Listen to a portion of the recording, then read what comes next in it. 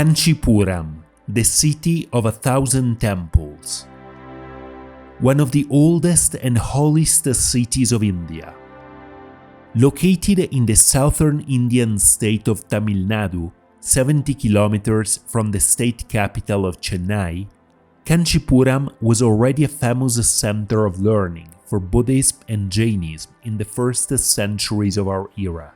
One of the 7 Tirthas, or holy pilgrimage sites, for nearly 1 billion Hindus, it contains hundreds of temples, large and small, dedicated to the various Hindu gods, but mostly to Vishnu and Shiva. Between the 6th and the 9th century AD, Kanchipuram was the capital of the powerful Pallava kingdom, a dynasty of probably Persian origin that ruled over much of South India and held commercial contacts with ancient Rome, China, and Persia. Successive generations of Pallava, Chola, and Vijayanagara kings endowed Kanchipuram with magnificent temples. These would become the prototype for South Indian Dravidic architecture, culminating with the colossal Brihadeshwara temple in Thanjavur, nearly 300 years later. 2 temples in particular stand out among the greatest masterpieces of Pallava architecture in Kanchipuram: the Kailasanathar Temple, built in 700 AD, and the Vaikunta Perumal Temple, built in 740 AD, as a dynastic monument to celebrate the glory of the Pallava dynasty. The construction of these 2 temples is significant from an architectural point of view, for it marks the transition during the 8th century AD from cave temples and rock-cut architecture, as seen in Mahabalipuram, to the first true examples of freestanding structural temples in South India. The Kailasanathar Temple, dedicated to the god Shiva, was designed as the physical representation of the god's abode inside Mount Kailash in the Himalayas, and may have been the model upon which the great Kailasha temple at Ellora was also based. The temple sits within a huge walled compound containing 58 sub-shrines, decorated with lion columns and sculptural panels depicting the different Hindu gods.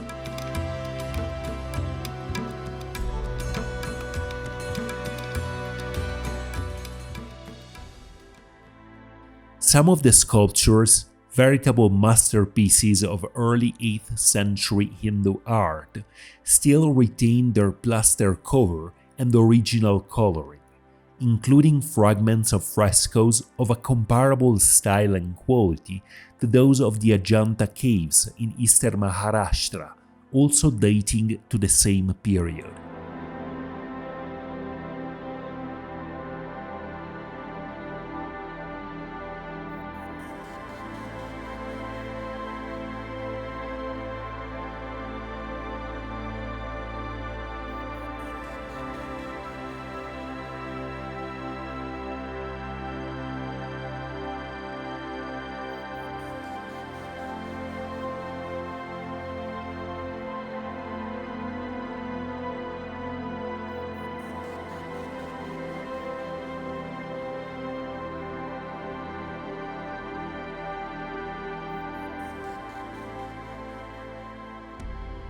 The temple proper is entered through an entrance pavilion, called a mandapa, also decorated with beautiful lion statues mounted on pillars, facing the cardinal directions.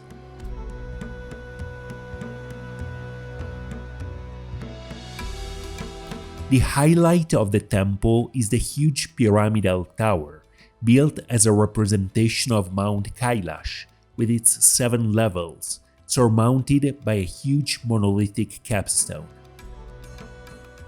The whole tower is also decorated with a profusion of sculptures, representing the different manifestations of the god Shiva, and colossal lion statues in the Pallava style, seemingly holding up the temple, a feature also found in the Kailasanathar Temple at Ellora. Other parts of the temple compound survive, including a monolithic Nandi statue and the foundations of a huge stone gateway that once formed part of a now disappeared outer enclosure wall. For its exceptional grandeur and profusion of decorations, it is no surprise that this temple would become the model upon which nearly every following South Indian temple was based. Legend has it that nearly 3 centuries after its construction, the great Chola king Rajaraja Chola drew inspiration from this temple to build his greatest masterpiece at Thanjavur. Located just a few hundred meters away, the smaller Vaikunta Perumal temple is nevertheless significant as a dynastic monument of the Pallava kings. Completed in 740 AD, just a few decades after the Kailasanathar Temple, it similarly comprises a large walled compound within which stands the pyramidal sanctuary. It is dedicated to the god Vishnu, represented in his different incarnations throughout the temple.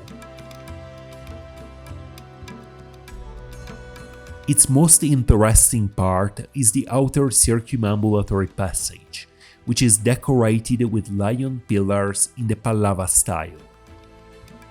Along the cloister walls is found an uninterrupted sequence of relief sculptures, unique in Indian temple architecture for their historical rather than religious character. These represent the history of the Pallava dynasty, beginning with the myth of their divine origin, starting with the god Brahma himself. Other scenes depict the coronation ceremonies of the actual Pallava kings themselves, as well as several battle scenes commemorating their triumphs over the Chalukyas and other rival dynasties.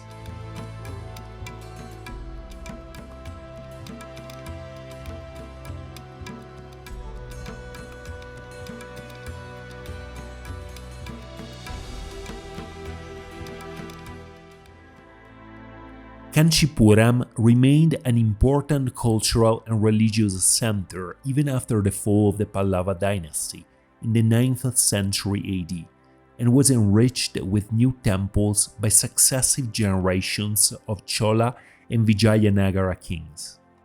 The colossal Kailasanathar Temple, dedicated to the god Shiva, dates originally to the 9th century AD and is one of the largest in all of India.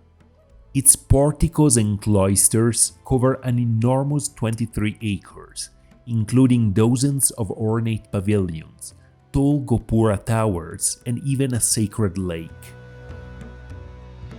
The temple's entrance tower is one of the tallest in South India, measuring an impressive 59 meters or 194 feet high.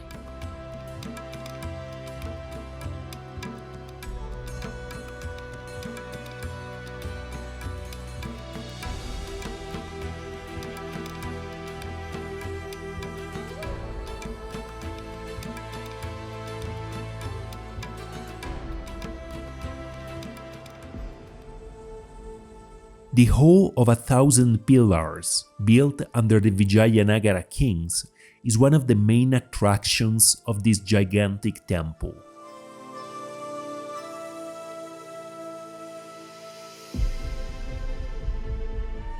The entire temple, including the Nandi pavilion and a huge copper-plated flagstaff pillar, is axially oriented towards the main sanctuary, containing the lingam and the images of Shiva and Parvati sitting together.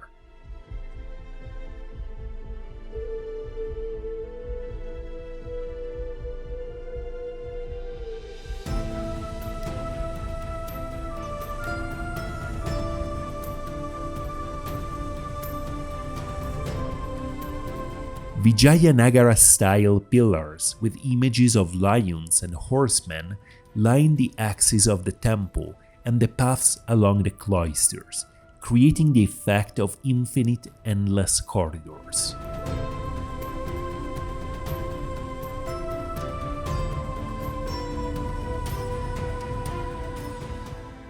With its hundreds of temples and rich cultural heritage, Kanchipuram continues to be an important pilgrimage destination for millions of Hindus.